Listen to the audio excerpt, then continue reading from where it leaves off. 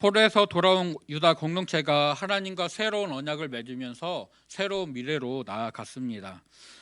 그들이 잘못된 것들을 개혁하고 온전한 하나님의 백성으로 살기를 결단했습니다.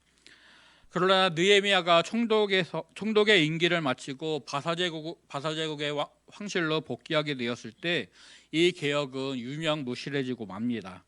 공동체는 다시 이방인들과 교류하였고 안식일에도 상행일을 비롯한 여러 가지 일들을 하면서 이 안식일 규례를 어기게 되었습니다. 그리고 느헤미야가 다시 돌아와서 공동체를 다시 개혁하는 것이 오늘 본문 말씀의 내용입니다. 먼저 성전 봉헌식을 행했던 날 느헤미야는 모세의 율법의 말씀을 백성들에게 낭독하여 들려주었습니다. 그 읽은 부분은 신명기 23장 3절부터 6절까지의 말씀입니다. 본문 1, 2절은 그 내용을 조금 요약해서 기록하고 있는데요. 암몬 사람과 모압 사람이 여호와의 총회에 영원히 들어오지 못한다라는 말씀, 그리고 왜 들어오지 못하는지 그 이유에 대해서 알려주고 있습니다. 다른 이방 민족들 중에서 특별히 이 암몬과 모압을 말하는 것은 뒤에 나오는 암몬 사람 도비야 때문인 것 같습니다. 암몬 사람 도비야는 산말락과 함께 이스라엘을 회방했던 사람이고 그가 유다의 대적자로서 활동을 했었습니다. 그런데도 지도자들은 그와 교류하면서 결혼 동맹을 맺고 그를 위해서 느헤미야가 변론하기도 하면서 그의 편을 많이 들었었습니다. 그래서 이 암몬 사람 도비야의 영향력이 이스라엘에 컸기 때문에 그로 인한 문제들이 있었고 느헤미야는 이것을 다루면서 암몬 사람과 모압 사람은 여호와의 총회에 들어올 수 없다라는 이 율법의 말씀을 먼저 백성들에게 낭독했다라는 것을 알려주고 있습니다. 그리고 하나님 앞에 이방인들과 절교하겠습니다. 그리고 율법에 순종하겠습니다라고 맹세했던 백성들이 이 율법의 말씀을 듣고는 이 말씀대로 행하여서 그들 중에 섞인 무리를 분리하여서 이스라엘에서 내보내게 되었다라고 말씀을 합니다. 느헤미야가 총독으로 부임하고 성벽 공사를 시작하여서 52일 만에 그 공사를 완료하였습니다. 또 바로 이어지는 초막절과 성회를 통해 말씀을 강론하고 율법을 가르쳤습니다. 그 후에 백성들과 함께 언약을 맺었고 이후 성벽 봉헌식을 행했습니다. 총독으로 부임했던 해에 이 모든 일들을 이룬 느헤미야는 남은 기간에 이 맹세들이 잘 이행될 수 있도록 지도하고 감독하였을 것입니다. 그런데 느헤미야가 총독의 자리에서 내려온 다음에 백성들이 다시금 예전 모습으로 돌아가고 말았습니다. 먼저 본문 6절과 7절을 보면 느헤미야가 아닥사스다 왕 32년에 왕에게 나아갔다가 며칠 말미를 얻어서 예루살렘으로 돌아왔다라고 말씀하고 있습니다. 느헤미야 6장 14절도 느헤미야가 아닥사스다 왕 제20년부터 32년까지 약 12년간 총독으로 일했다라는 것을 알려줍니다. 그리고 느헤미야 2장에서 느헤미야가 하나님의 도우심으로 아닥사스다 왕에게 예루살렘에 갈 것들을 청하는 그 이야기를 나누게 될 때 2장 6절을 보면 왕이 느헤미야에게 내가 몇 날에 다녀올 길이며 어느 때에 돌아오겠느냐라고 물었고 느헤미야가 기간을 정했다라고 말씀하고 있습니다. 이 정한 기간을 마치고 느헤미야가 바사제국의 본래 자신의 위치 술 맡은 관원으로 복귀를 하였습니다. 그리고 다시 예루살렘을 찾아오게 됩니다. 1장에서처럼 어떤 사람이 느헤미야에게 와서 예루살렘에 이런 문제들이 있습니다 라고 알려주었는지 아니면 어떤 보고를 받아서인지 알 수가 없습니다.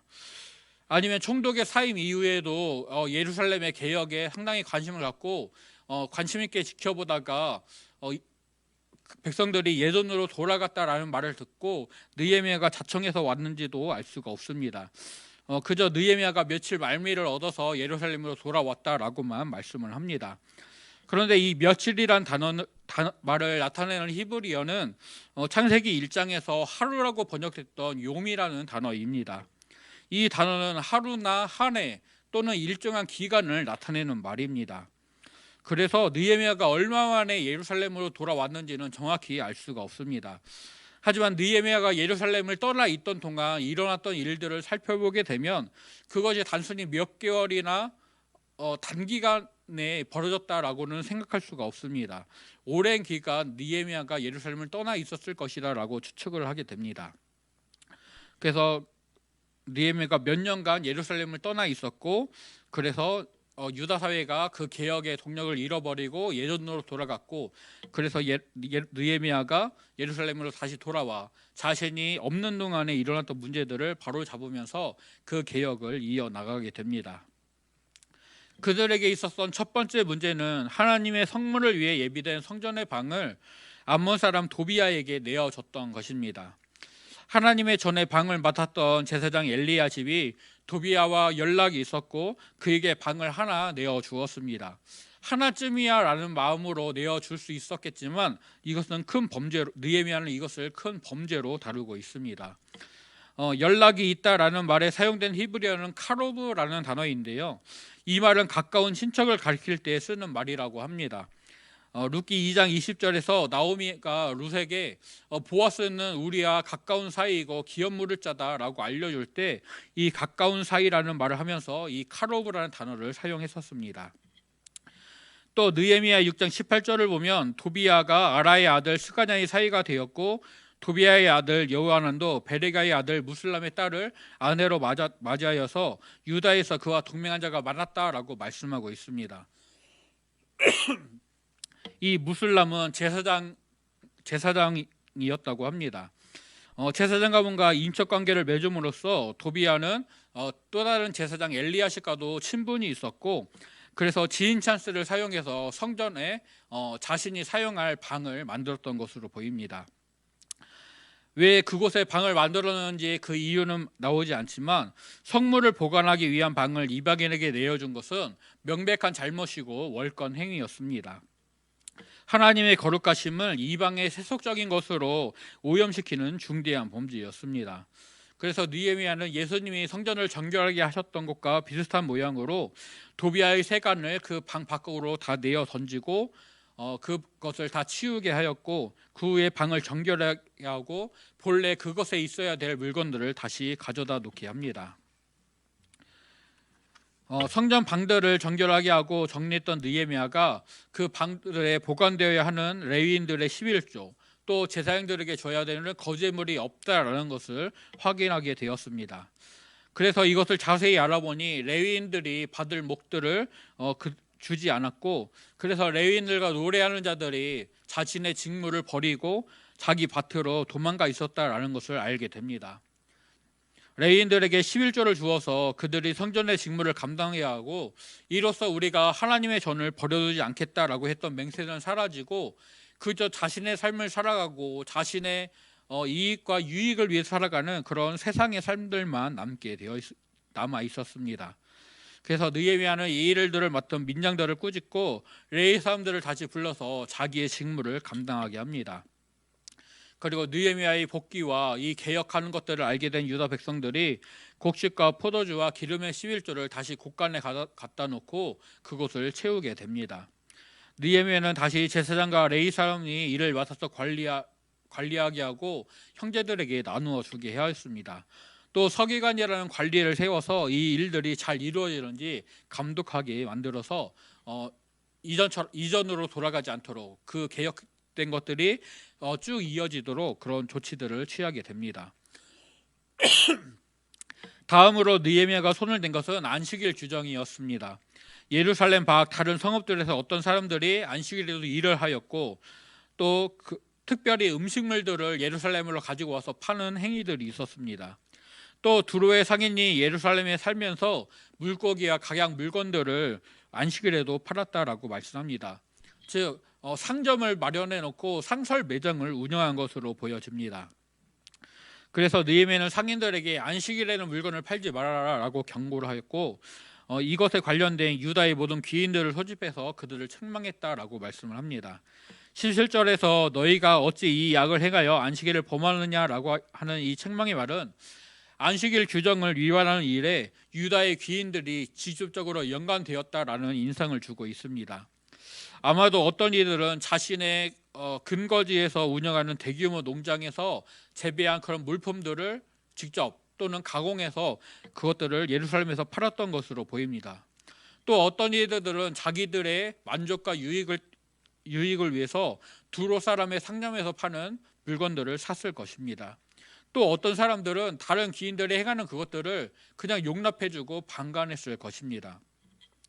느헤미야는 그런 행동들의 잘잘못을 가리기 이전에 먼저 그들이 안식일을 범했다라는 것을 크게 책망하고 있습니다. 그들의 행동은 하나님을 모독하는 큰 범죄였다고 그들에게 가르쳐 줍니다. 조상들이 하나님의 말씀을 어김으로 하나님을 모독하였고 이로 인해 진노와 재앙이 크게 있었다라는 것을 기억하게 한 느헤미야는 너희가 지금 그런 행동을 하고 있다, 돌이켜야 된다라고 가르쳐 줍니다. 지금 백성들이 조상들의 실패와 그 죄를 반복하고 있습니다. 하나님의 은혜로 백성들이 돌아왔고 조상들의 땅을 다시금 차지하게 되었습니다. 예루살렘의 성전과 성벽을 다시금 세웠습니다. 그러나 이런 하나님의 은혜, 그리고 그들이 하나님 앞에 어떤 공로, 업적을 쌓았지만 그것이 하나님의 심판에서 면제되는 이유는 되지 못합니다. 느헤미야는 하나님의 공의를 가르치면서 하나님의 은혜를 입은 백성들이 더욱더 하나님의 말씀을 따라 순종하는 삶을 살아야 된다라고 강조하고 있습니다. 이렇게 안식일 규정을 어긴 당사자들을 경고하고 책망한 느헤미야가 백성들이 환경적으로도 그 안식일을 범하지 않도록 필요한 조치들을 행하게 됩니다. 안식일 전에 해가 지기 직전 어두워질 때 예루살렘 성문을 닫고 안식일이 지나도록 그 문을 열지 못하게 조치했습니다. 또 성문마다 종자들을 세워서 안식일에 그 짐을 가지고 성문 안으로 들어오지 못하게 했습니다. 성문이 닫혀 있으니까 상인들 몇이 성 밖에서 잠을 자면서 안식일에 머물렀습니다. 성문이 열리자마자 성에 들어가기 위해서거나 아니면 자기들은 들어가지 못하지만 예루살렘 주민들이 자기들이 있는 곳을 찾아와서 물건을 사가게 하려는 그런 목적으로 보여집니다. 하지만 느헤미야는 이를 완전히 금지했고 그래서 더 이상 상인들이 안식일에 오지 않았다. 예루살렘 주민들이 이 안식일 규정을 어기는 일이 없어졌다라고 말씀은 가르쳐주고 있습니다. 그 후에 레위인들이 자신의 몸을 정결하고 성문을 지키도록 합니다. 평상시 성문은 군사들이나 그 직무를 맡은 자들이 지켰겠지만 안식일에는 레위인들이 성문을 지켰다라는 것을 알려줍니다. 이것을 통해 하나님의 일을 맡은 레위인들이 성문을 지킨다. 이것을 봄으로써 백성들은 안식일 규정을 위반하는 어떤 행위도 우리가 해서는 안 된다. 안식일은 특별히 예루살렘에서 하나님의 성전이 있는 이 예루살렘에서 안식일은 정말 잘 거룩하게 지켜야 된다라는 강력한 메시지를 확인하게 됩니다. 안식일은 오직 하나님을 위해 구별된 날이고 백성들 또한 하나님을 위해 구별된 백성으로서 합당한 모습으로 살아가야 된다라는 것을 배우게 되는 것입니다. 느헤미야가 개혁하는 마지막 문제는 이방인들과의 교류, 특히 결혼 문제였습니다. 유다 사람들이 아스돗과 암몬과 모압 여인들 아내로 맞이했고 자녀들을 낳았는데 그들이 어머니 나라의 말은 하여도 유다 방언은 하지 못했습니다. 그들이 히브리어를 하지 못한다라는 것은 그들이 결국 율법을 배울 수 없고 들을 수 없고 이해하지 못한다라는 것이 됩니다. 즉 하나님의 백성으로서의 삶을 살 수가 없다는 것입니다. 그 자녀들이 커서 유다 공동체에 속해지게 된다면 그들은 율법을 알지도 못하고 이해하지도 못하는 겉으로만 하나님 백성으로 살게 되는 것이죠. 즉 유다 공동체가 안에서부터 괴멸하게 되는 그런 문제를 가져오게 됩니다. 이 문제가 아주 심각하다라는 경각심을 주기 위해 느헤미야는 관련된 사람들을 책망하고 저주하고 또 그들을 때리고 머리털을 뽑습니다. 머리털을 뽑는 것은 수염을 뽑는 것과 마찬가지로 큰 모욕을 주는 행위였습니다. 에스라도 유대인들이 이방인들과 결혼하고 자녀를 낳았다라는 말을 들었을 때 자신의 수염을 뽑으면서 자신의 분노한 마음 그리고 비참한 마음을 표시했었는데요. 느헤미야는 자신의 머리가 아니라 상대방의 머리털을 뽑고는 있지만 이 모습도 유대인들의 행위가 하나님을 크게 모독하는 것이다. 느헤미야 또한 이 행위에 대해서 큰 분노를 느끼고 큰 아픔을 느낀다라는 것을 드러내는 행위입니다. 이렇게 자신의 분노와 그 비참한 마음을 표현했던 느헤미야가 그들의 딸들을 이방인에게 주지 마라, 그리고 이방인의 딸들을 데려오지 말라라고 맹세하게 합니다. 이것은 10장에서 백성들이 하나님 앞에 저주하며 맹세했던 것입니다. 그런데 그것이 지켜지지 않자 그것을 다시 맹세하며 하나님 앞에 언약을 세우게 합니다. 그리고 솔로몬 왕이 범죄했던 것을 기억하며 가르쳐주고 있습니다. 이스라엘에서 가장 지혜로운 왕이었지만 그 모든 지혜와 통찰에도 불구하고 이방 여인이 솔로몬을 범죄하게 하였습니다. 하나님의 큰 사랑에서 스스로 떨어지고 멀어지게 만들었습니다. 유대인들이 이방인들과 결혼하고 자녀를 낳으며 살아가는 것은 결국 유다 공동체가 하나님의 사랑에서 스스로 멀어지고 떨어지게 만드는 악한 행위입니다. 그래서 느헤미야는 이 큰 범죄를 도저히 용납할 수 없다라면서 사람들을 책망하고 그들의 그 악에서 떠나도록 가르쳐주고 있습니다. 그런데 이 결혼 문제는 신분과 지위 그리고 출신을 가리지 않았습니다. 대제사장 엘리야십의 손자 요아다의 아들 중 한 명이 호롯 사람 산발랏의 사이가 되었습니다. 레위기 21장 14절에서는 하나님께서 제사장들에게 결혼할 때 자기 백성 중에서 처녀를 취하여 아내를 삼으라라고 명령하십니다. 그런데 요아다의 아들은 이 말씀을 무시하고 자기 눈에 좋은 대로 이방인 아내를 맞이하였습니다. 더하여 그 아내는 유다를 수탈하고 모욕과 수치를 주었던 원수의 딸이었습니다.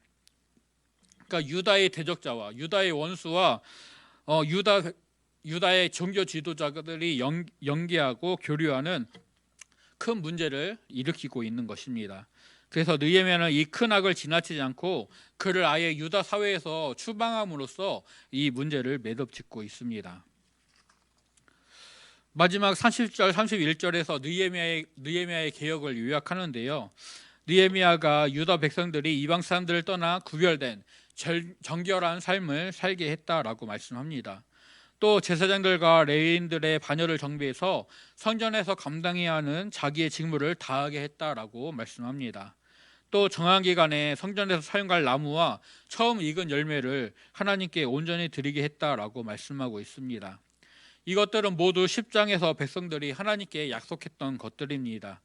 느헤미야는 백성들이 하나님과 맺은 언약이 계속해서 잘 이행되도록 유다 공동체를 다시 한번 개혁하고 있습니다. 느헤미야가 총독으로 부임해 있는 동안에 그의 명령과 인도를 따라 성벽을 세우고 또 절기를 지키며 하나님의 명령에 순종할 것들을 백성들이 맹세했습니다.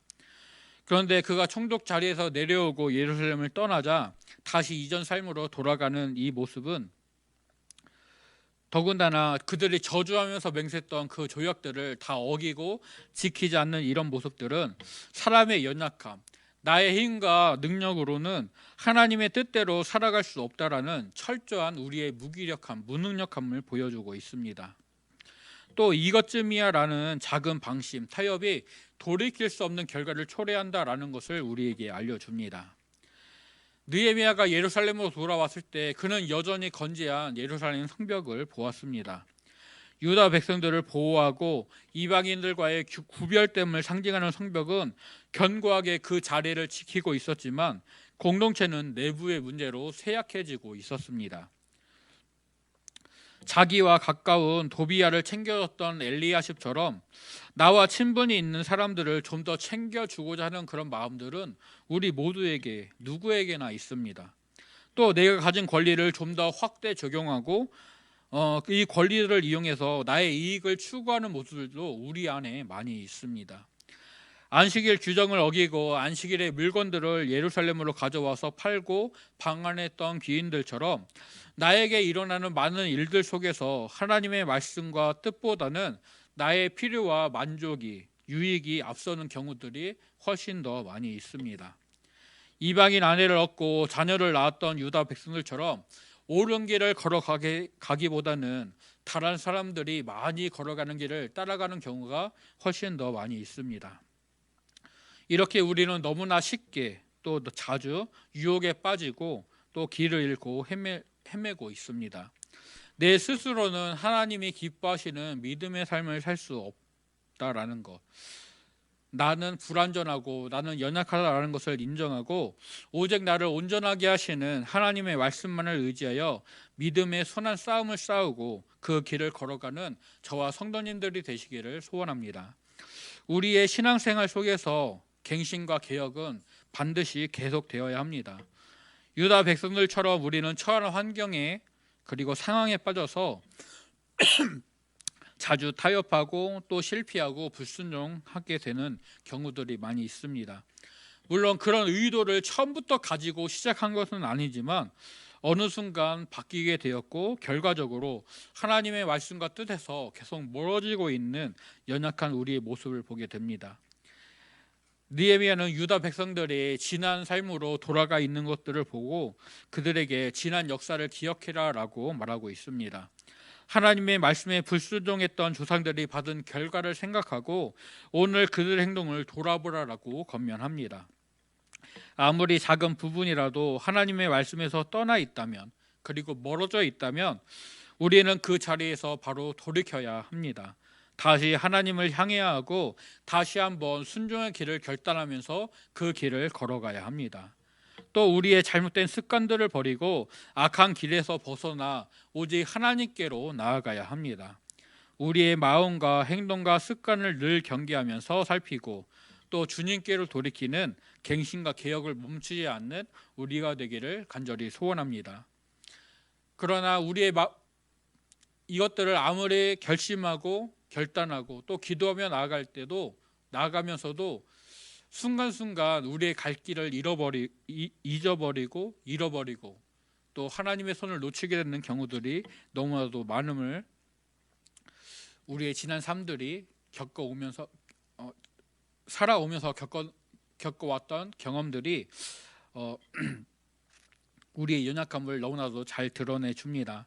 그러나 우리의 경험이나 우리의 기억을 묵상하는 것이 아니라 하나님의 능력과 하나님의 은혜를 묵상하면서 나를 온전하게 하시는 그 말씀 앞에 겸손히 엎드리고 그 말씀을 힘입어 살아가는 저와 성도님들이 되시기를 간절히 소원합니다. 하나님께서 유다 백성들을 붙드시고 절대로 놓지 않으시고 그들을 선한 길로 인도해 가셨던 것처럼 오늘 하나님을 찾고 구하는 우리들을 주님이 붙잡아 주시고 온전하게 하실 것입니다. 믿음으로 그 길을 걸어가는 저와 성도님들이 되시기를 소원하고 축복합니다.